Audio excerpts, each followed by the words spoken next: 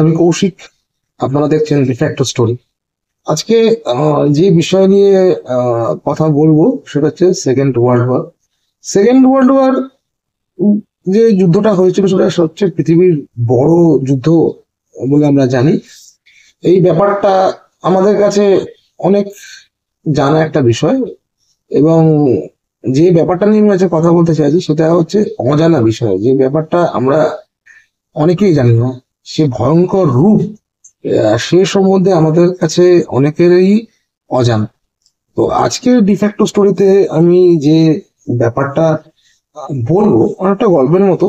তো সেটা হচ্ছে এই দ্বিতীয় বিশ্বযুদ্ধের যে অজানা অন্ধকার অধ্যায় আছে সেটা সম্বন্ধে।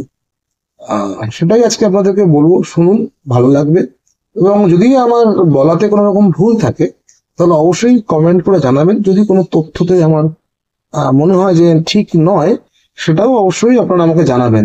তো শুরু করছি আজকের যে টপিক, দ্বিতীয় বিশ্বযুদ্ধের অন্ধকার কালো অধ্যায়। দ্বিতীয় বিশ্বযুদ্ধ প্রথম শুরু হয় 1939 সালে এবং শেষ হয় 1945 সালে।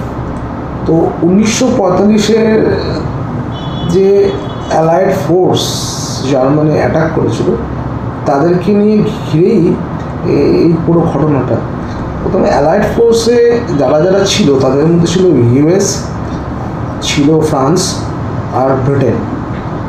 তো যখন জার্মানের একদম অবস্থা খারাপ, কোণঠাসা অবস্থা, পুরো বার্লিনকে ঘিরে ফেলেছে মিত্রশক্তি, আর উল্টো দিক দিয়ে রাশিয়া, যেটাকে আমরা রেড আর্মি বলি, তারাও মোটামুটি জার্মানিকে ঘিরে ফেলেছে। এবং একদম শেষের দিকের কথা বলছি, যেখানে আমাদের হিটলার, যিনি জার্মানকে রুল করছিলেন, তিনি মোটামুটি আন্ডারগ্রাউন্ড বাংকারে চলে গেছেন একদম শেষ পর্যায়ে। সেখানে মোটামুটি রাশিয়ান রেড আর্মি আর অন্যদিকে ইউএস, ব্রিটেন, ফ্রান্স, এরাও মোটামুটি কবজা করে নেয় জার্মান। স্পেশালি আমি বার্লিনের কথা বলছি। সেই সময় হঠাৎ করে খবর আসে যে হিটলার সুইসাইড করেছে, এবং হিটলারের দেহকে এই অ্যালাইড ফোর্স বা রেড আর্মির হাতে কোনোভাবেই তুলে দেওয়া যাবে না। সেই জন্য জার্মান যারা ছিল নাজিস, তারাও মোটামুটি তার বডিটাকে রিকভার করে জ্বালিয়ে নষ্ট করে দেয়। এবং এই হিটলারের বডি কোনো রকমভাবেই কোনো অ্যালাইড ফোর্স বা রেড আর্মির হাতে আসেনি। তার পরের পর্যায়ে যেটা আজকে বলতে চাইছি সেটা হচ্ছে খুবই ভয়ানক। কারণ সেই সময় জার্মান যারা সিভিলিয়ান, মানে যারা জার্মানে বসবাস করে যেসব নাগরিক, তাদের অবস্থা কিন্তু খুব খারাপ হয়ে গেছিল। সেই খারাপ দিকটাই তুলে ধরছি। তার মধ্যে সবচেয়ে বেশি ভিক্টিমাইজড হয়েছিল মহিলারা। মহিলাদের মধ্যে মানে একদম অল্প বয়সী যারা ছিলেন, প্রায় 8 বছর থেকে প্রায় 70 বছর, এরা একদম সাংঘাতিকভাবে ভিক্টিমাইজ হয়েছিলেন, স্পেশালি আমেরিকান, ফ্রেঞ্চ আর ব্রিটেনের আর্মির থেকে। আর যারা সবচেয়ে বেশি খারাপ করেছিল তারা ছিল রেড আর্মি। রেড আর্মি যারা সৈন্যরা ছিলেন তারা সাংঘাতিক রকম ফেরোসাস হয়ে গেছিলো সে সময়। তার কারণও ছিল, কারণ জার্মান যখন রাশিয়া অ্যাটাক করে তখন ইউএসএসআর ছিল।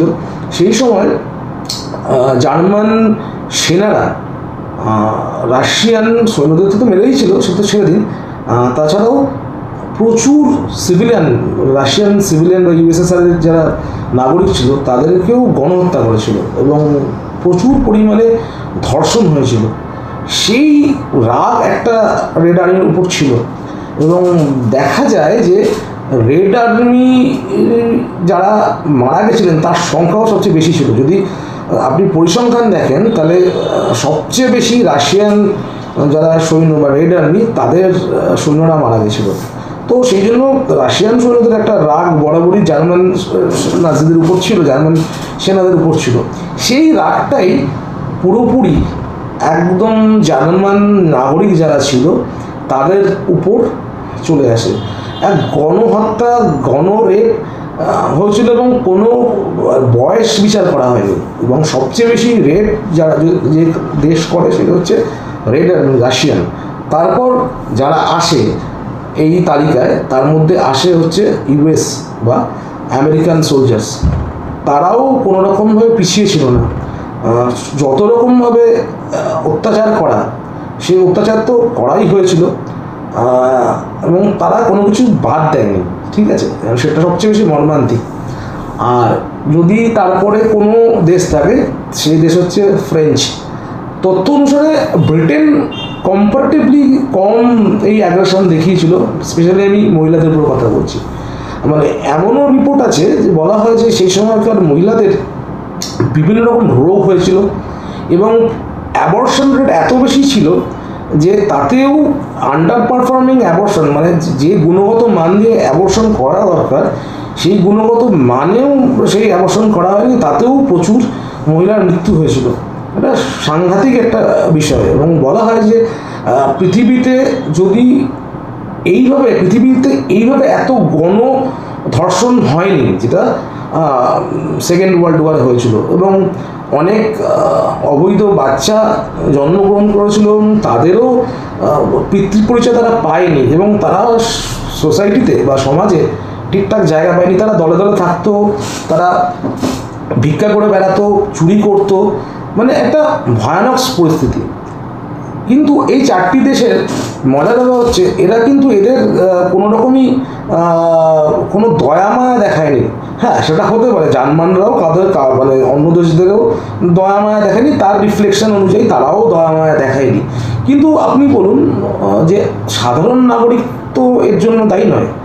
যে কোনো দেশ, রাশিয়া বলুন, জার্মান বলুন, কোনো দেশের সাধারণ নাগরিক কখনোই এর পেছনে দায়ী থাকে না। কিন্তু তাদের কিন্তু এই যুদ্ধের যে বীভৎস রূপ তাদেরকেই প্রথমে ফেস করতে হয়।